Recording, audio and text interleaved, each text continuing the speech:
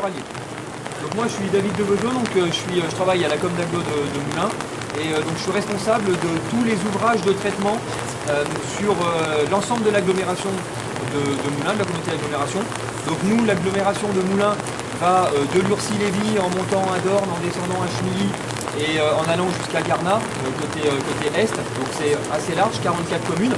Donc dans chaque commune, alors presque toutes les communes, on a des stations d'épuration.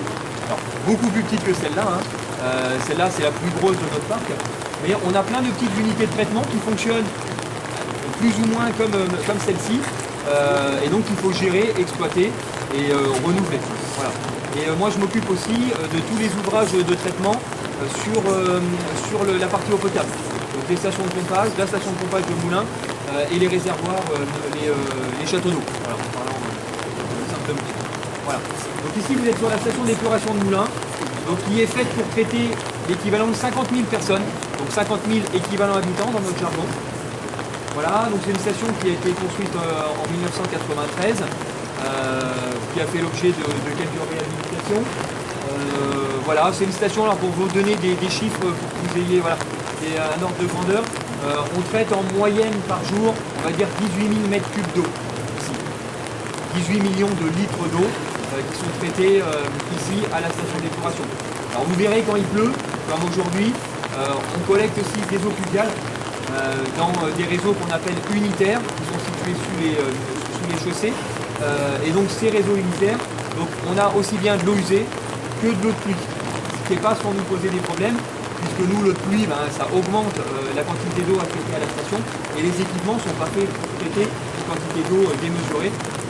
Donc on va, quand on aura trop d'eau à la station, en cas d'orage ou en cas de pluie, comme aujourd'hui, on va déverser une partie des eaux brutes, on va dire, alors mélangées à de l'eau de pluie, donc la quantité de pollution sera quand même limitée, mais directement à la ligne. Donc ça, c'est un dossier, on est en train de travailler dessus, sur la réglementation est assez strict là-dessus, pour essayer de prendre la majorité des eaux, déconnecter toutes les eaux de pluie pour rien à faire à la station d'épuration. Et ça, c'est un passif qu'on a sur la station. Ça, c'est de l'urbanisation d'il y a 50, 60, 70 ans, où à l'époque, quand on a créé le tout à l'égout, ce qu'on faisait, c'est qu'on faisait des gros tuyaux, et il fallait que tout aille dedans, et arrive le plus rapidement possible au milieu récepteur pour éviter de créer des problèmes de salubrité publique dans les villes et donc de créer des problèmes de salubrité publique, c'est-à-dire être vecteur de maladies. Voilà. Donc l'eau, fallait qu'elle parte au plus vite vers le milieu naturel. Donc c'est ce qu'on a récupéré, donc on essaye d'améliorer ça, mais les investissements sont énormes. Voilà, on fait ça au fur et à mesure. L'eau aujourd'hui, ce qu'il faut savoir, c'est que on le voit de plus en plus avec les étés de plus en plus chauds qu'on a, l'évolution climatique. L'eau, à l'époque, c'était quelque chose, c'était considéré un peu comme un déchet. L'eau pluviale, elle tombait dans la ville, il fallait l'envoyer directement à un allié le plus rapidement possible. Aujourd'hui, on se rend compte que l'eau, c'est quelque chose de rare et qu'il faut préserver. Il faut faire attention, donc il faut bien la dépolluer pour la rendre au milieu récepteur avec une qualité excellente pour pouvoir derrière la repomper un peu plus loin, des dizaines de kilomètres, pour recréer de l'eau potable. Alors avec des traitements bien sûr, voilà. Mais l'eau c'est quelque chose aujourd'hui qui devient très précieux avec le changement climatique qu'on a de plus en plus et auquel on fait face de plus en plus, surtout ces dernières années. 2022 a été un bon exemple.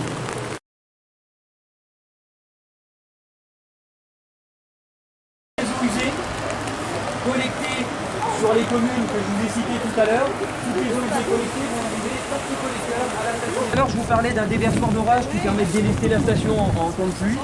Donc le déversoir est ici. Donc quand ça pleut trop, ça passe par-dessus la lame en inox que vous voyez ici, ça passe par-dessus et ça va par le canal que vous voyez directement dans la rigolée. C'est 3 vis d'Archimède avec un débit d'environ 600 mètres cubes heure chacune. Voilà, qui vont remonter les eaux jusqu'au traitement. On va aller voir maintenant. C'est ça. Par contre, ces fosses septiques, il faut qu'elles soient entretenues, il faut qu'elles soient pompées et vidangées de temps en temps. Ces matières, il faut qu'elles soient retraitées en station d'épuration. On ne peut pas les mettre dans la nature. Donc ce qu'on fait, c'est qu'on les reçoit ici dans cette fosse de 60 mètres cubes et on va les injecter dans la station d'épuration pour que ces matières soient traitées avec les eaux qu'on reçoit du réseau d'assainissement.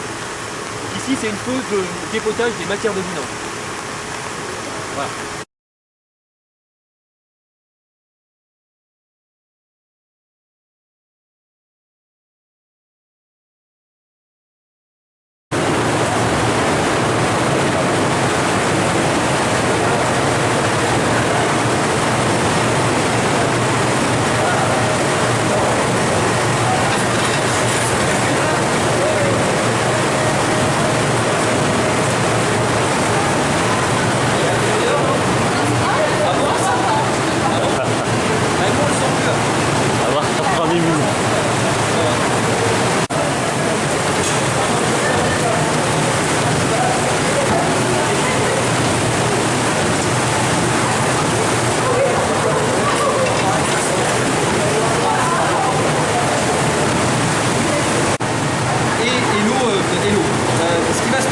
On a une grille ici avec un entreferre qui doit faire environ 2 cm. Donc des matières, les lingettes principalement, les choses comme ça vont venir se coller sur la matière. Et on a un train ici qui est entraîné par ce moteur qui va venir racler les matières et les faire tomber dans une trémie derrière où on a une vis de compactage.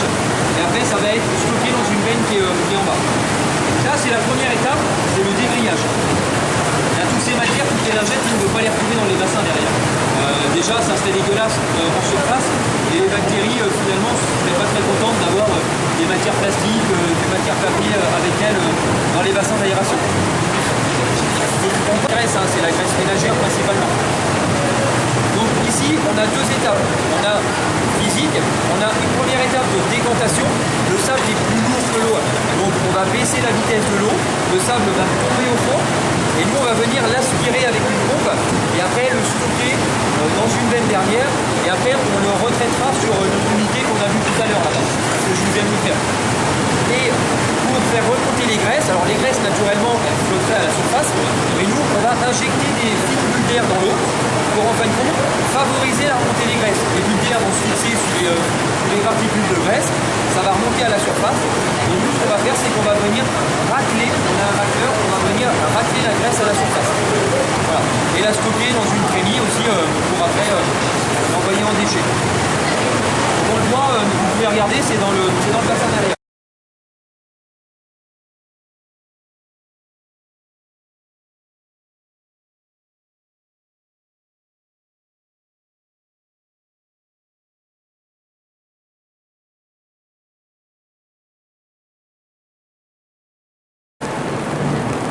Maintenant, on va passer sur la partie traitement des eaux.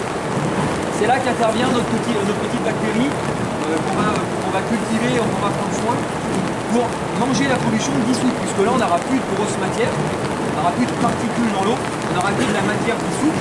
Principalement, nous sur la station d'épuration, on va traiter la matière carbonée, la matière azotée et la matière phosphorée. L'obligation réglementaire fait que on doit traiter que ces matières. La réglementation devient de plus en plus pointue et on commence à parler de micropolluants, de substances médicamenteuses. Aujourd'hui, ce qu'il faut savoir, c'est que les stations d'épuration ne sont pas faites pour traiter les substances, on va dire, dangereuses, ce qu'on appelle dans le jargon, hein, c'est-à-dire les micropolluants, que ce soit métallique, que ce soit organique, et les substances médicamenteuses. La partie biologique fait qu'il y a une petite dégradation sur ces matières, sur ces micropolluants entre l'entrée et la sortie de station d'épuration, mais elles n'ont pas été conçues à l'origine pour traiter ces micropolluants, ces substances médicamenteuses. Donc nous, nos obligations réglementaires aujourd'hui, c'est sur le carbone, l'azote et le phosphore. Voilà.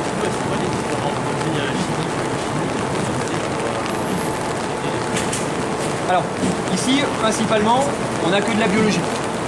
Donc, on va utiliser ponctuellement quelques produits chimiques pour nous aider à compléter nos étapes de traitement. On va le voir sur la partie biologique. Ici, je te parlais du traitement du phosphore.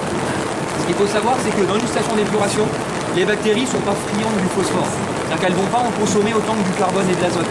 Donc, nous, il va nous rester un reliquat de phosphore à la sortie de la station d'épuration qui sera trop important et on ne respectera pas de normes de rejet. Donc, ce qu'on va faire, c'est que ce phosphore, on va le faire précipiter. On va forcer sa décantation donc en injectant un produit qu'on appelle le chlorure ferrique. Voilà. Donc, c'est le principal produit chimique qu'on va utiliser sur la phase biologique. Ensuite, on va utiliser encore du chloroférique, on le verra, sur notre traitement des boues pour floculer nos boues, donc pour forcer la séparation finalement entre l'eau et la boue. On le verra puisque nous, la boue, on cherche à ce qu'elle soit épaissie le plus possible, qu'elle ait le moins d'eau possible.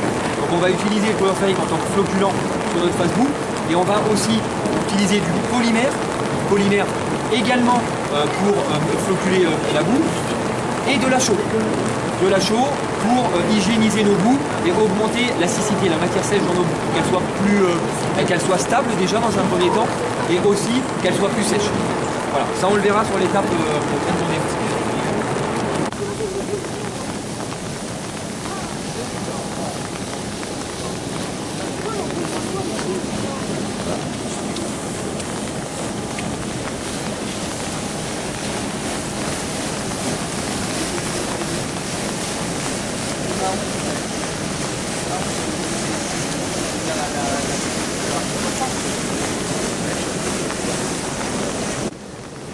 Donc ici, on est sur un bassin, comme vous le voyez, donc on a des turbines qui tournent, c'est un bassin qui est aéré. C'est-à-dire que les bactéries, ici, elles consomment de l'oxygène, elles ont besoin d'oxygène pour vivre, pour se développer, se multiplier, et surtout ce qui nous intéresse, pour manger la pollution du carbone, l'azote, qui est présent dans les fluides des choses. Donc ici, on a des phases de fonctionnement d'aération. Comme vous le voyez, on a des turbines qui fonctionnent, mais aussi on va avoir des phases d'arrêt des turbines d'aération. On va avoir une concentration d'oxygène dans les bassins qui va baisser pour forcer les bactéries à aller consommer de l'oxygène, par exemple sur les nitrates, donc la dégradation de l'azote. Donc on va les forcer à aller chercher l'oxygène qui est combiné à la molécule de nitrate, Ne3-, pour dégrader ces nitrates. Nous on n'en veut pas les nitrates dans le milieu récepteur, puisque les algues se développent grâce principalement aux nitrates dans le milieu récepteur, donc on n'en veut pas. Donc les bactéries, quand elles vont plus avoir d'oxygène dissous dans l'eau, elles vont aller piocher sur les nitrates l'oxygène combiné, et donc nous on va transformer ces nitrates en azote gazeux. Donc c'est pour ça qu'il y a un moment donné, on va leur dire stop, on ne vous apporte plus d'oxygène, donc les turbines vont s'arrêter. Alors dans ce bassin, on peine un petit peu à les priver d'oxygène. Donc on a un autre bassin à côté qu'on appelle un bassin d'anoxie qu'on voit derrière là. Donc c'est un bassin finalement où il n'y a pas de turbine et où on n'a pas d'oxygène, on n'a plus d'oxygène combiné sur les nitrates. Et l'étage là-bas va nous permettre on va dire parfaire le traitement sur l'azote. Donc forcer à ne pas avoir de nitrates dans les eaux traitées. C'est un bassin d'anoxie qui fonctionne étape de traitement, à savoir où est-ce qu'on en est au niveau du traitement. Principalement ce qui rentre en azote dans la station, c'est de l'ammoniac. C'est de l'ammoniac. Nous, cette ammoniac, on va la traiter dans un premier temps pour la transformer en nitrate. Ça se fait par l'apport d'oxygène. Et après, je vous l'ai dit tout à l'heure, on va traiter les nitrates sans oxygène. Donc c'est la deuxième étape, c'est quand les turbines s'arrêtent. Voilà. Donc nous, on mesure les concentrations en oxygène et le potentiel d'oxyréduction dans les eaux toute la journée pour ajuster le traitement.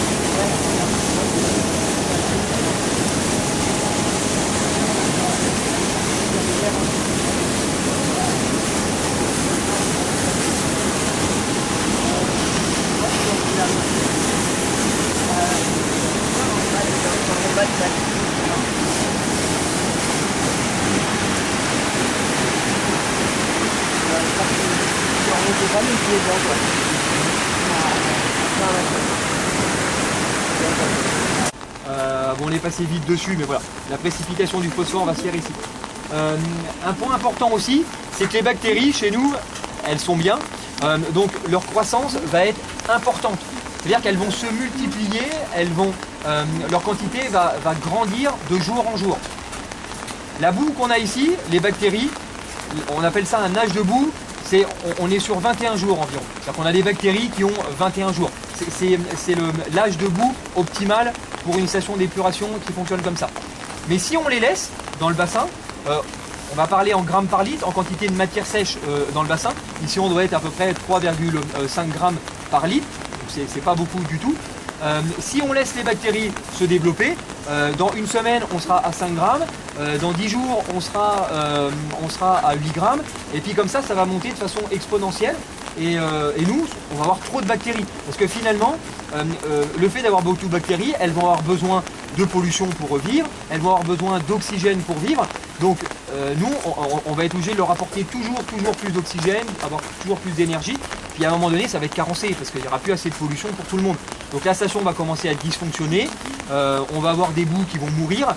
Et alors nous, on ne veut pas de ça. Parce que si c'est des boues qui meurent, donc elles vont remonter sur les bassins, elles vont remonter ici, et on va les retrouver dans les effluents traités. Donc nous, les boues, ce qu'on fait, c'est qu'on en enlève, on en soutire une partie régulièrement, tous les jours. On enlève une petite part qu'on va traiter après sur la filière boue qu'on verra tout à l'heure. Pour avoir toujours une concentration de 3,5 grammes par litre à peu près dans le bassin d'aération derrière vous. Voilà. C'est notre concentration optimale. Les bassins sont conçus pour fonctionner comme ça. Donc, tout le monde est content, il y a assez de pollution pour tout le monde. Il y a un renouvellement bactérien qui se fait, donc on a toujours des bactéries qui sont assez jeunes et on n'a pas besoin d'apporter trop d'oxygène voilà, qui nous fait consommer beaucoup d'énergie. Parce que surtout dans cette période actuelle, sur les stations d'épuration, on consomme beaucoup d'électricité, surtout sur celle-là, pour traiter les eaux. Voilà. Donc juste, okay. Alors ça c'est en fonction du type de bactéries aussi, mais elles vont s'agglomérer. En s'agglomérant, ça va faire un petit peu comme du sable. Elles vont se regrouper et donc à un moment donné, elles vont se retrouver être plus lourdes que l'eau. Donc nous on va se servir de ça pour les faire décompter. Et pour séparer finalement l'eau traitée des bactéries, voilà, de la boue, ce qu'on appelle de la boue, que nous on va retourner dans le bassin d'aération. Et on va en soutirer, je vous disais tout à l'heure, une partie, on va traiter pour en envoyer valoriser en agriculture.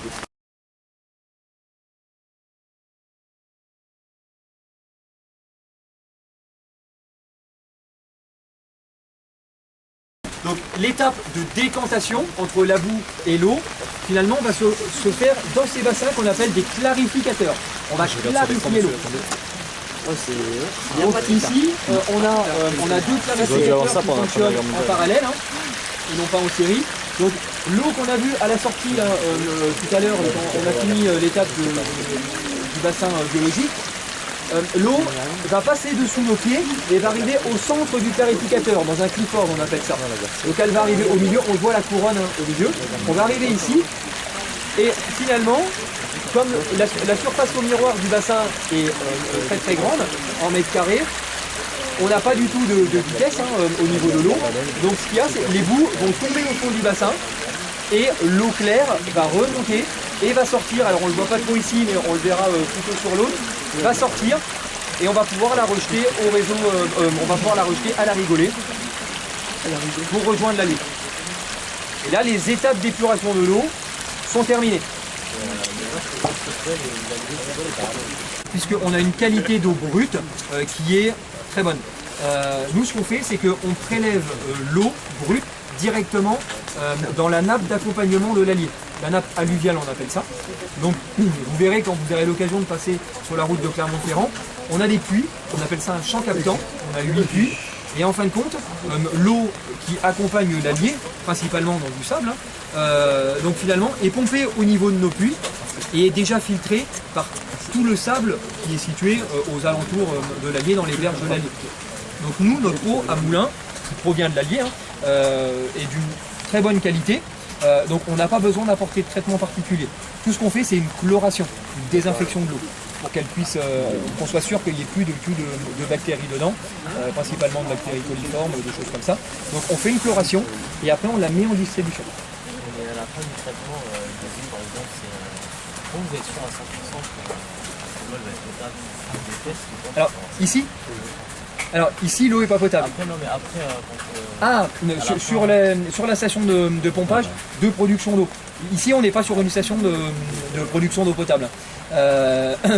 Ici, alors pour faire un petit focus, juste pour ici on est sur une station d'épuration, C'est-à-dire qu'on va traiter la matière organique principalement, je vous l'ai dit, le carbone, l'azote, le phosphore. Dans les eaux usées qui rentrent à l'entrée de la station, on a des millions et des millions, pour ne pas dire des milliards de germes, de virus, de bactéries, pathogènes principalement. Disons quand on est malade, nous on va aux toilettes, on tire la chasse, ça vient ici. Donc la station d'épuration, elle va en traiter une partie, une bonne partie. Il y a des rendements qui sont assez bons sur cette partie biologique, sur cette bactériologique, sauf que c'est pas son utilité principale, mais il y a des bons rendements. Sauf que quand on a 1 milliard de germes, même si on a 80% de rendement, à la sortie il en reste des millions. Donc à la sortie de la station d'épuration, on a beaucoup de germes et si on buvait l'eau de la station d'épuration, on serait malade. Le but du jeu, c'est pas de boire. Pour revenir à la station de pompage de la Madeleine qui produit les eaux, pour être sûr que l'eau est potable, on a de l'autocontrôle.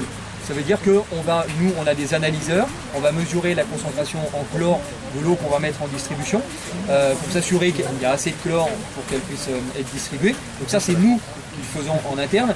Et on a l'État, donc l'ARS, qui fait des contrôles inopinés sur le réseau de distribution, donc sur tout le réseau d'eau potable sur Moulins et Yzeure. Nous, on a la compétence eau potable sur Moulins et Yzeure. Donc sur Moulins et Yzeure, ils viennent faire des contrôles donc chez les particuliers en robinet directement pour s'assurer que tous les paramètres sont respectés pour que l'eau soit bien potable. Voilà. Quantité d'eau instantanée qui sort de la station. Donc nous, ce qui nous intéresse instantané, peu importe, mais c'est le volume cumulé à la journée. Ce que je vous l'ai dit, nous, nos normes de rejet, c'est en moyenne journalière. Nous, ce qu'il faut, c'est que tous les jours, il faut en plus qu'on le fasse remonter à la police de l'eau, donc tous les jours, on sache les quantités d'eau qui sont entrées et sorties de la station d'épuration. Pour la sortie, on le fait à ce niveau-là. Vous voyez un peu la différence quand même entre l'eau qu'on a vue à l'entrée de la station, qui était voire même marron, et l'eau. Alors c'est dommage qu'on n'a pas de soleil, et quand on a du soleil, c'est plus clair. Là on voit le fond, on a une soixantaine de centimètres d'eau. Donc là ici l'eau est dépolluée et apte à rejoindre le milieu naturel. C'est quoi dans toute la station d'épuration? C'est quoi les différents métiers qu'il y a?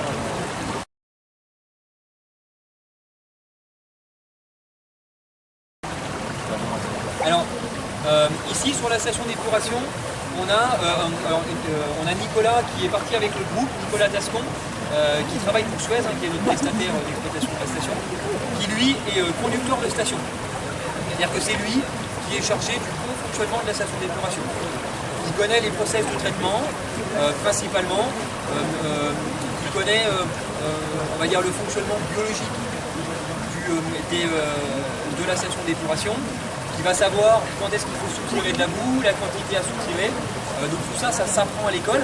Généralement, cette personne est titulaire d'un BTS. BTS, gestion et maîtrise de l'eau. Voilà.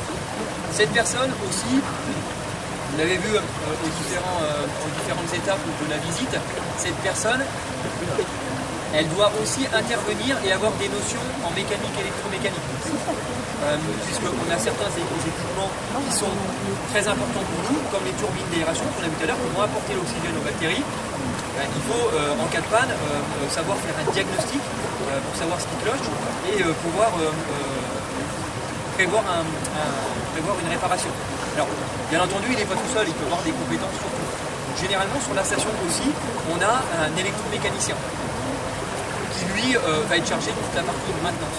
Maintenance, entretien, soit de la maintenance préventive, mais aussi de la maintenance curative sur les équipements, quand ça tombe en panne, prévoir le renouvellement des équipements, prévoir l'amélioration des équipements. Donc généralement cette personne peut être titulaire soit d'un bac pro, voire même d'un BTS, puisque aujourd'hui on monte en compétences avec l'évolution, comme les smartphones, comme tout ça. On a plus en plus de technologies intégrées dans nos équipements. On a des technologies, des automates nous appelle la nuit, par exemple, si on a un défaut sur la station d'épuration, une turbine qui va tomber en panne la nuit, on va avoir un automate qui va nous appeler pour nous dire il y a une turbine qui est tombée en panne. Tout ça, c'est de la programmation en amont. Il y a des automates, il y a plein de choses. Donc, généralement, maintenant, les techniciens, les électromécaniciens qui interviennent sur les stations, ils sont titulaires de BTS. Pas trop en fonction des compétences pour suffire, mais... Et après, donc, on peut avoir sur la station d'épuration ici, pas trop, mais sur des grosses stations d'épuration, comme Clermont-Ferrand, voilà, des agents d'entretien, parce qu'il y a pas mal d'entretiens à faire, de nettoyage, des équipements, des choses comme ça. On peut avoir aussi, on en parlait tout à l'heure, des laborantins. À Maudusson, par exemple, la station d'épuration, ils ont leur propre laboratoire d'analyse sur la station d'épuration, donc ils ont un laborantin qui est chargé de faire les analyses. Voilà, des opérateurs, des électromécaniciens aussi qui peuvent intervenir. On peut avoir une équipe d'électromécaniciens. C'est les principaux métiers qu'on a sur.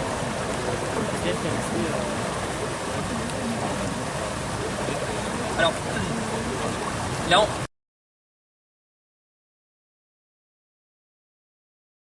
on a évoqué quand même pas mal de corps de métiers qui peuvent intervenir sur une seule unité de traitement. Donc déjà, il faut aimer le travail en équipe. Voilà. Il faut avoir quand même une fibre environnementale, puisque il y a un intérêt, ce qu'on fait ici, c'est pour dépolluer et rendre plus propre la planète. Il faut quand même avoir une fibre environnementale. Il ne faut pas craindre les mauvaises odeurs, on l'a vu au niveau du cheminement.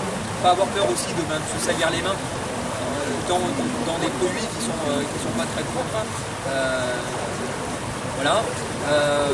Il faut être aussi, il faut essayer d'être méticuleux, puisque quand on va démonter une pompe, ou qu'on va faire du réglage sur les turbines d'aération, on travaille avec du vivant.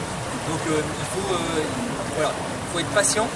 Une station d'épuration, entre le moment de sa mise en route ou d'un dysfonctionnement par exemple, et le moment où elle va fonctionner correctement, il faut compter un mois environ. Parce qu'il faut que la population, je vous parlais d'un âge de bout de 21 jours. Et bien c'est à peu près, voilà, on est à peu près sur ce timing. Il faut que les bactéries se développent, c'est du vivant. Donc il faut être patient. Voilà. Et il faut surtout travailler en équipe. Alors après, il y a toute une partie un petit peu moins rigolote, c'est toute la partie réglementaire, savoir interpréter toute la partie réglementation, parce que c'est notre cœur de métier aussi. Un petit peu de chimie, un petit peu de physique. Voilà, il faut avoir cette fibre-là. Surtout être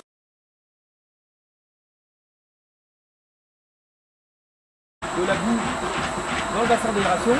Alors ici on va voir deux étapes principales. Donc derrière vous avez un gros bassin, on appelle ça un silo épaississeur qui est couvert. Ici on est sur du physique. Il n'y a pas de biologique, il n'y a pas de mécanique. Ici on va stocker la boue. La boue on va la laisser décanter, on va la laisser tranquille pendant un laps de temps. Donc ce qu'on va avoir c'est que la boue va s'épaissir, les flottes vont descendre au fond, un peu ce qu'on retrouve sur la clarification. Donc la boue va descendre et l'eau va remonter. L'eau, on va l'évacuer, elle va refaire un tour de station d'épuration. Et nous, ici, ça va nous permettre de passer approximativement, je vous parlais d'environ 3,5 grammes par litre dans les bassins d'aération. Ici, à la sortie de cet équipement, on va être sur 20-25 grammes par litre de matière sèche. 25 grammes par litre de matière sèche. Ici, c'est de l'épaississement physique. Voilà.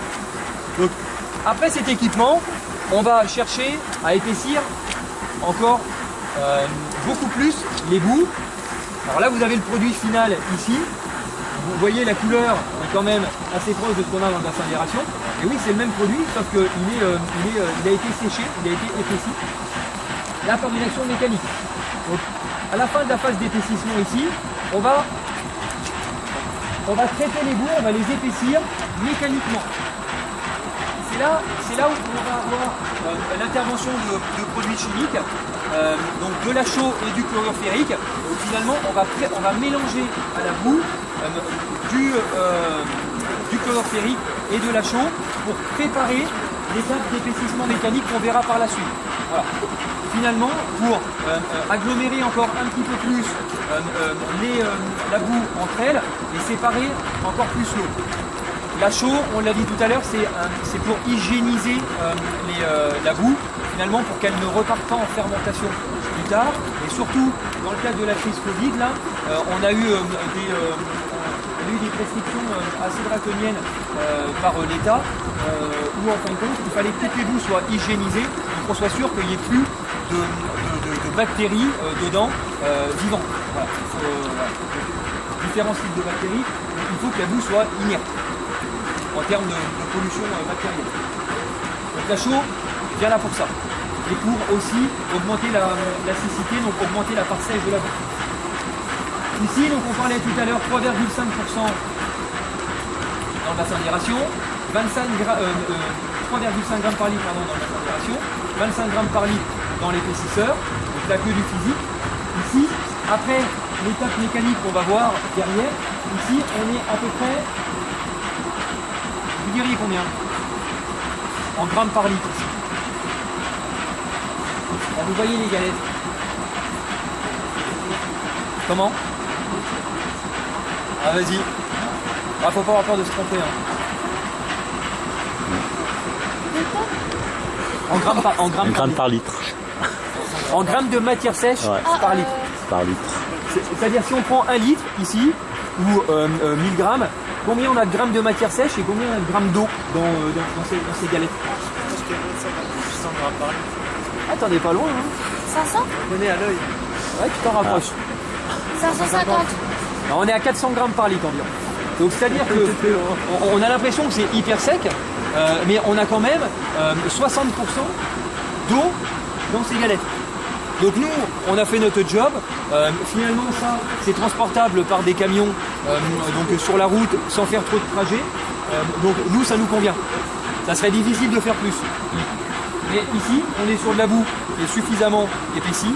On est sur de la boue qui est stable, qui a été traitée à la chaux. Donc nous, on va l'emmener sur des aires de stockage déportées, c'est-à-dire que sur Gentine, sur Averme, sur Isère, sur Bouise, on a des agriculteurs qui sont intéressés par le côté organique de ces boues, parce que ça apporte du carbone, de l'azote, du phosphore, ça apporte plein de choses. Et donc eux sont intéressés pour valoriser que ça soit valorisé au niveau de leur culture. Donc on a construit sur leur bout de leur parcelle des aires de stockage qui font environ 600 mètres carrés où on récupère les jus, voilà, parce que c'est à ciel ouvert. Et donc toutes ces boues, elles sont envoyées sur ces aires de stockage en fonction des besoins des agriculteurs, en fonction de leur culture, de la période où ils travaillent le sol. Voilà. Donc tout ça est valorisé en agriculture. Donc là on a bouclé la boucle. Donc le principal sous-produit qui est la boue d'épuration, on l'envoie en agriculture. On le valorise. Ce qu'il faut savoir, c'est que la boue d'épuration, il y a certaines collectivités qui n'ont pas la chance de pouvoir la valoriser en agriculture, donc ils la brûlent. Donc là on a dit qu'il y avait 60% d'eau. C'est-à-dire que quand on la brûle dans un incinérateur, on brûle de l'eau. Donc il vaut mieux la valoriser en agriculture, c'est quand même très vertueux. Plutôt que de la brûler, quand on n'a pas le choix, on n'a pas le choix. Alors, c'est des boues qui peuvent être compostées aussi. Voilà. Nous, dans l'Allier, on a de la chance d'avoir comme un territoire qui est agricole, où on a possibilité de valoriser, surtout qu'on a pas mal de cultures, la possibilité de valoriser cette boue. Donc on n'a pas eu de peine à le faire.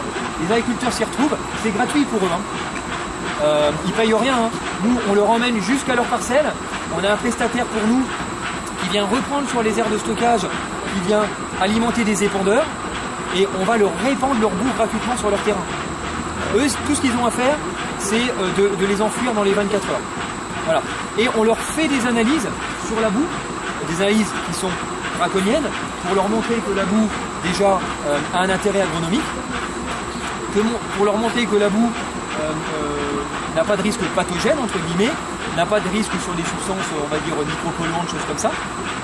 Et en plus aussi, donc ça, c'est des analyses qu'on leur donne, et en plus, on leur fait des analyses de sol chez eux pour nous être sûr que la boue ne vient pas polluer leur sol.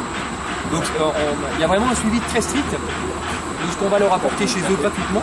Et donc tout le monde s'y retrouve, nous et eux. Alors là, je vous préviens, il y a un petit peu d'odeur. Un filtre avec 107 plateaux, ici, on a des plateaux avec des membranes dessus. Et ce qu'on va faire, c'est qu'on va injecter la boue sous pression à l'intérieur et on va la compresser. Qu'est-ce qui va se passer? La boue va rester à l'intérieur, on va l'essorer, l'eau va passer à travers les voiles filtrantes, l'eau va s'écouler, va partir, et on va débâtir, au bout d'un certain laps de temps, on va rouvrir les flacons et on va avoir de la boue qui va être sèche. Alors sèche, comme on l'a dit tout à l'heure, hein, on est quand même à 60% d'eau dans un kilo. Donc on va avoir de la boue qui va être sèche et qui va ressembler, et qui va complètement être égalée, comme on a vu tout à l'heure sur la phase de stockage. Voilà. Donc là c'est un équipement mécanique, un filtre plateau.